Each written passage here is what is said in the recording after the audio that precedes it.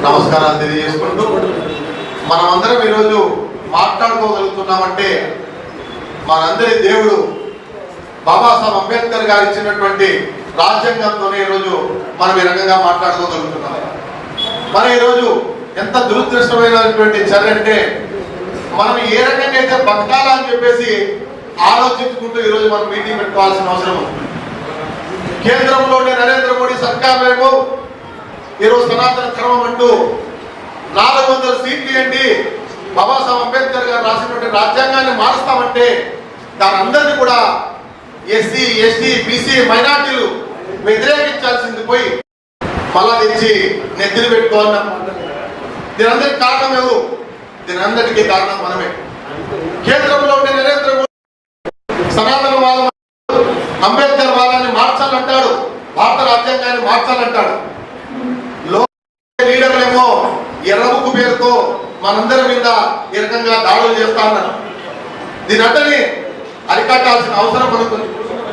ఈరోజు అబ్బాయి చనిపోయినాడా, బతుకున్నాడా లేదా, సిఐ చంపినాడా లేదా, మరి డెడ్ బాడీ ఎక్కడ తల్లి అడుగుతాంది. కాలిస్తే పూడి దివాలని చెప్పేసి ఒక తల్లి అడుగుతాంది.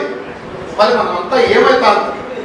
బాబాసాహెబ్ రాసిన రాజ్యాంగం ఈరోజు తుంగలో దొరుకుతా అంటే మనమంతా కూడా ఇంకా వాళ్ళ ముసుగులోనే వాళ్ళ ఎంబడే ఎస్సీ ఎస్టీ బీసీ మైనార్టీలందరం కూడా వాళ్ళ ఎంత పోవాల్సి వస్తారు.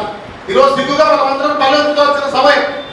మనమందరం వాళ్ళ వెనక లేకపోతే ఈరోజు వాడు ఎర్రబుక్కోడు వచ్చేటోడా, లేకుంటే కేంద్రంలో నరేంద్ర మోడీ ఉండేటోడా?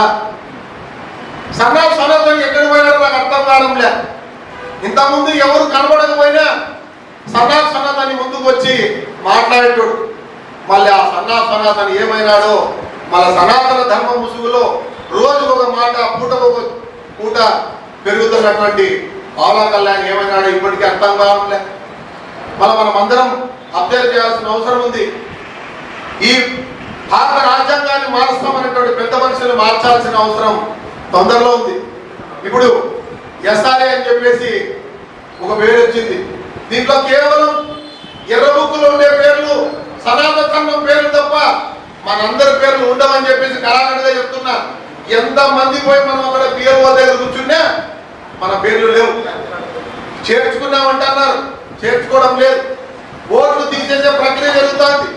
రాజ్యాంగాన్ని మార్చాలంటే మన ఓట్లన్నీ తీసేసే తప్ప రాజ్యాంగాన్ని మార్చలేమనేది అటు నరేంద్ర మోడీకి ఇక ఎరుబుక్కు అర్థమవుతుంది. కాబట్టి కేంద్రంలో నరేంద్ర మోడీ ప్రభుత్వాన్ని, రాష్ట్రంలో ఎర్ర ప్రభుత్వాన్ని తరిమి కొట్టాల్సిన అవసరం ఎస్సీ ఎస్టీ బీసీ మైనార్టీ పైన మనందరి పైన